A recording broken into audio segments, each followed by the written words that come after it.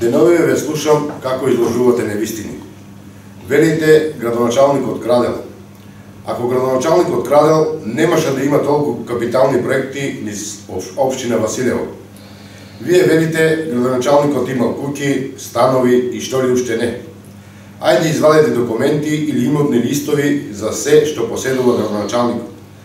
Велите нашиот тим не ми верува мене. А како вие верувате на личност која можеби не ја познавате добро? Има една поговорка: крушата под круша паѓа. Ние имаме и документација за каков кандидат се работи. Неговиот родител има судска пресуда за извршени 3 кривични дела: загрозување на сигурноста, нарушување на неповредливоста на домот и навреда. Дали тоа не е доказ за каков кандидат се работи?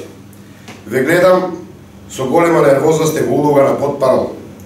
Ако толку зборувавте во парламентот, ќе донесевте барем еден проект за општина Василево. Ако не повеќе, барем еден проект за вашето населено место. Ние реализираме повеќе капитални проекти, а меѓу нив и во твоето населено место. Улицата по која вие и сами стигате до дома е наш проект. Ако вие тоа го негирате, граѓаните го гледаат. Затоа на 15 октомври граѓаните ќе одлучат, бидејќи тие тоа најдобро го знаат.